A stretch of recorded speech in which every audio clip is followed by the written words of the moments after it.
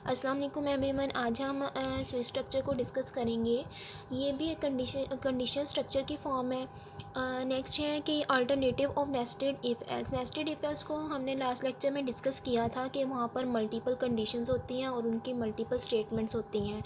अब यहाँ पे क्या होता है स्विच स्ट्रक्चर में कि हमारे पास सिंगल एक्सप्रेशन होता है जिनकी मल्टीपल केसेस बनाए जाते हैं। ऑल पॉसिबल मल्टीपल केसेस होते हैं।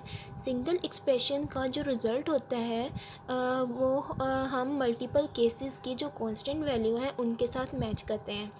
जिस कांस्टेंट वैल्यू केसेस की कांस्टेंट वैल्यू से एक्सप्रेशंस का रिज़ल्ट मैच हो जाता है, इसका यहाँ पे केसेस से मैच हो जाता है, उसी केस के जो स्टेटमेंट होता है, ब्लॉक ऑफ स्टेटमेंट होता है, वो एग्जीक्यूट हो जाता है। ओके आगे मैं आपको अभी मैं थ्योरी आपको उसके साथ डिस्कस कर रही हूँ। नेक्स्ट मैं सिंटैक्स के साथ आपको और क्लियर करवा दूँगी कि जो हमारा सिंगल एक्सप्रेशन हमें गिवन होता है उसका जो रिज़ल्ट है, एक्सप्रेशन का रिज़ल्ट हमारे केसेस के साथ मैच होता है। जिसके साथ हमारे एक्सप्रेशन का रिज़ल्ट केस से मैच हो जाता है उस केस का ब्लॉक ऑफ स्टेटमेंट जो है एग्जीक्यूट हो जाता है।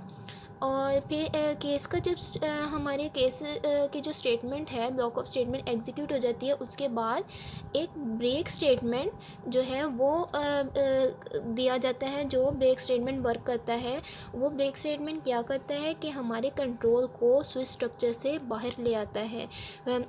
यानी कि एक ब्लॉक ऑफ स्टेटमेंट एक्सप्रेशन का रिजल्ट मैच हो गया केसेस के साथ, उसका ब्लॉक ऑफ स्टेटमेंट एग्जीक्यूट होगी। उसके बाद क्या हुआ, हमने ब्रेक स्टेटमेंट लगा दिया ताकि प्रोग्राम का जो कंट्रोल है वो उस स्विच स्ट्रक्चर से बाहर आ जाए। अब स्विच स्ट्रक्चर में जो होता है, क्या होता है कि एक डिफ़ॉल्ट लेबल भी होता है। ओके डिफ़ॉल्ट लेबल क्या करता है, फॉर एग्जांपल हमारे एक्सप्रेशन का रिजल्ट किसी केस के साथ मैच नहीं हुआ, किसी भी केसेस के साथ मैच नहीं हुआ, फिर क्या होगा, जो हमारा डिफ़ॉल्ट लेबल होगा वो ऑटोमेटिकली एग्जीक्यूट हो जाएगा और अपनी वो ब्लॉक ऑफ स्टेटमेंट को एग्जीक्यूट करेगा। इस डिफ़ॉल्ट लेबल के भी लास्ट में जो होता है एंड पे ब्रेक स्टेटमेंट होता है। हर केसेस के साथ ब्रेक स्टेटमेंट यूज़ किया जाता है जो जब हमारे कंट्रोल को स्विच स्ट्रक्चर से बाहर ले आता है। अब हम जो है स्विच स्ट्रक्चर के सिंटैक्स को डिस्कस करेंगे। तो इसमें सबसे पहले है स्विच, ये है कीवर्ड। अब हमारा है एक्सप्रेशन। ओके कंडीशन की जगह एक्सप्रेशन हमारा क्या किस फॉर्म में होगा, इंटीजर और करैक्टर वेरिएबल। ओके ये माइंड में रखें कि वेरिएबल, इंटीजर और करैक्टर वेरिएबल होगा। एक्सप्रेशन मस्ट है, ये फ्लोट नहीं हो सकता। ओके नेक्स्ट है हमारा फिर आएगा बॉडी के अंदर हम आ जाएंगे जिसमें हमारे मल्टीपल केसेस हैं। एक्सप्रेशन के अकॉर्डिंग हमारे जितने मल्टीपल पॉसिबल केसेस बन सकते हैं हम वो केसेस बनाएंगे। ओके केस ये है हमारा कीवर्ड, ये चेंज नहीं होगा, ऐसे ही राइट किया जाएगा case. Constant one, case constant one, ये कांस्टेंट वन क्या है, ये हमारा इंटीजर या करैक्टर कांस्टेंट होगा। ओके यहाँ पे जो केस का जो है केस जो है must be constant, expression must be integer और करैक्टर वेरिएबल। ओके यहाँ पे कांस्टेंट ही आएगा, ये आपने माइंड में रखना है। ओके अब यहाँ पे हमने क्या किया है, कॉलन राइट किया है, कॉलन। यहाँ पे टर्मिनल स्टेटमेंट नहीं हमने राइट की, हमने हर जगह पे टर्मिनल स्टेटमेंट राइट करते हैं, लेकिन यहाँ पे आएंगे हमारे कॉलन यूज़ होगा। नेक्स्ट जो है इस केस की ब्लॉक वन है, ब्लॉक ऑफ स्टेटमेंट है। अगर एक्सप्रेशन का रिज़ल्ट हमारे कांस्टेंट के केस के कांस्टेंट के साथ मैच हो जाएगा तो हमारा ये ब्लॉक ऑफ स्टेटमेंट एग्जीक्यूट हो जाएगा। नेक्स्ट कौन सी स्टेटमेंट एग्जीक्यूट होगी, ब्रेक की। ओके ये ब्रेक क्या करेगा, exit from the case body की। हमारी सारी जो है केस बॉडी है, अगर हमारा ये फर्स्ट केस से हमारे एक्सप्रेशन का रिजल्ट मैच हो जाता है उसका ब्लॉक ऑफ स्टेटमेंट जो है हमारा एग्जीक्यूट होगा।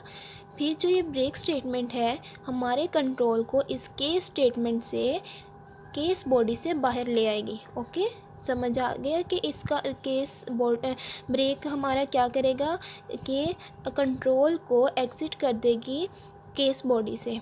अब हमारे पास केसेस जो हैं एक्सप्रेशन के अकॉर्डिंग मल्टीपल हो सकते हैं, 1 2 3। यहाँ पर मैंने सॉन करके केस कांस्टेंट एन पर ले आई हूँ कि पता नहीं कितने हो सकते हैं, कितने एक्सप्रेशन के अकॉर्डिंग हमारे कितने केसेस बन सकते हैं। हमारा ये केस कांस्टेंट एन है। अगर ये एन मैच हो जाता है एक्सप्रेशन के साथ तो an block of statement execute होगा और फिर ब्रेक इसको केस बॉडी से बाहर ले आएगी।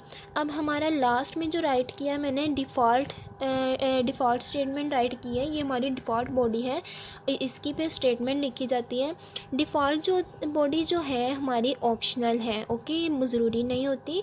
और ये जो मैंने एंड पे डिफ़ॉल्ट बॉडी लिखी है ये आप जो है कोड में इस केस बॉडी में किसी भी जगह पर राइट की जाए, कोड में किसी भी जगह पर राइट कर सकते हो, ज़रूरी नहीं है कि इधर ही राइट करनी है, ओके।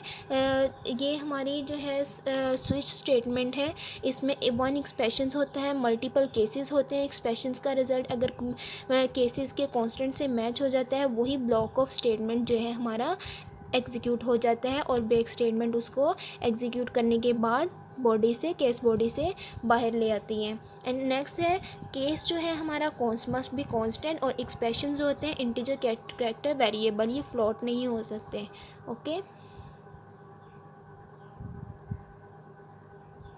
अब हम स्विच स्ट्रक्चर की एक एग्जांपल को डिस्कस करेंगे जिससे आपको बिल्कुल क्लियर हो जाएगा कि स्विच स्ट्रक्चर किस तरह से वर्क करती है।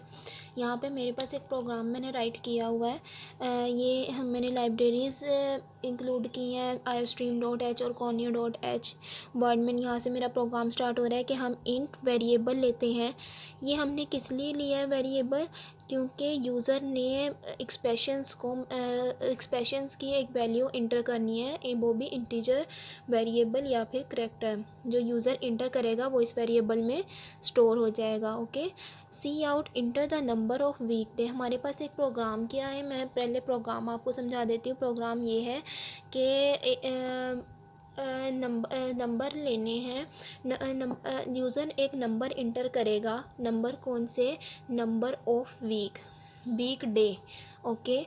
अब वीक में कितने डेज़ होते हैं, 7 डेज़ होते हैं, 1 2 3 4 5 6 7, ठीक है। अब हर नंबर के कॉरिस्पॉन्डिंग एक वीक नेम होगा, जो नंबर इंटर करेगा यूज़र, वो नंबर जिस केस के कांस्टेंट से मैच करेगा, कांस्टेंट नंबर से मैच करेगा, उसके कॉरिस्पॉन्डिंग जो डे होगा हमें स्क्रीन पे वो शो हो जाएगा, ठीक है। फॉर एग्ज़ाम्पल 1 के कॉरिस्पॉन्डिंग जो डे है वो फ्राइडे है, 2 के कॉरिस्पॉन्डिंग जो डे है वो है सैटरडे, 3 के कॉरिस्पॉन्डिंग डे जो है वो है संडे एंड सो ऑन। अब यूज़र एक नंबर इंटर करेगा, सी आउट इंटर द नंबर, ये नंबर जो वेरिएबल हमने लिया है, यूज़र जो भी नंबर इंटर करेगा वो इसमें स्टोर हो जाएगा, ओके। अब यहाँ पे स्विच एक्सप्रेशन हमारा क्या है, वेरिएबल है, इसके अंदर जो भी नंबर इंटर किया जाएगा वो इसमें आके स्टोर हो जाएगा। अब हमारे केस 1 में ये एक्सप्रेशन जो है, एक्सप्रेशन का रिज़ल्ट हमारे कांस्टेंट के साथ मैच होगा, ओके। फॉर एग्ज़ाम्पल यूज़र ने 4 इंटर किया है, यहाँ पे यूज़र ने किया है, एन में है 4 है इसका रिज़ल्ट, ओके। केस 1 के साथ मैच किया जाएगा इस एन को, एन की क्या है 4, ये मैच नहीं किया, ये नेक्स्ट केस पे आ जाएगा।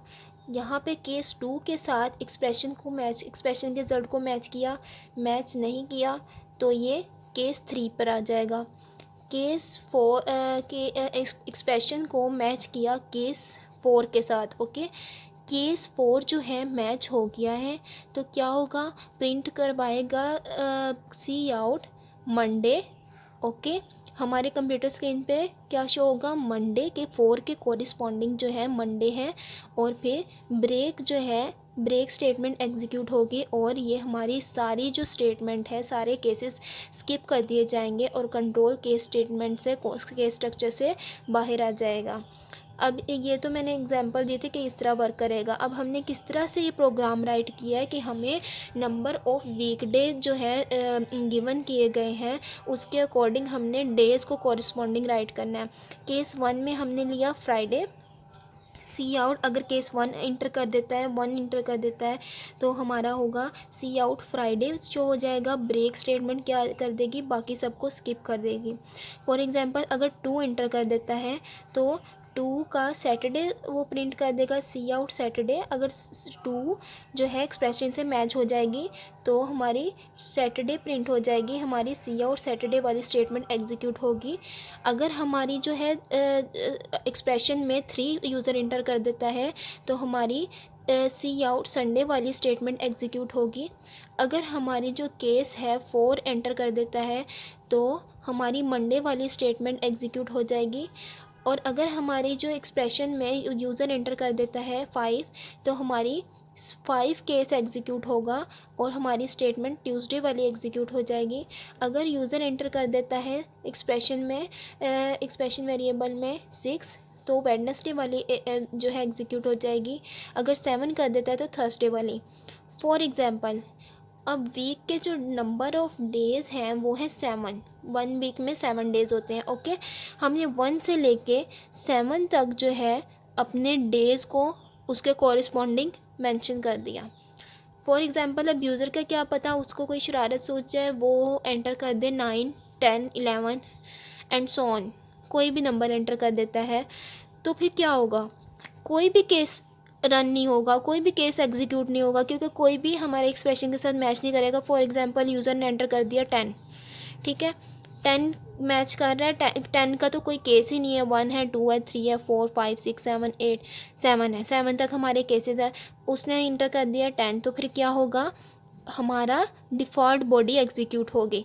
डिफ़ॉल्ट बॉडी में हमारे पास क्या है, सी आउट इनवैलिड नंबर। हमारे पास स्क्रीन में फिर क्या शो होगा कि यूज़र ने इनवैलिड नंबर इंटर किया है। हमारे जो वीक के जो डेज़ थे, वीक के जो नंबर्स थे वो थे 7। यूज़र को चाहिए था कि 1 से लेके 7 तक एंटर करें ताकि हम उसके कॉरिस्पॉन्डिंग वीक का डे जो है डिस्प्ले करवा सकें। लेकिन यूज़र ने क्या किया कि गलत नंबर एंटर कर दिया, तो हमारी क्या स्क्रीन पे शो होगी, हमारी डिफ़ॉल्ट बॉडी रन होगी और वो शो करवा देगी कि इनवैलिड नंबर है। ओके।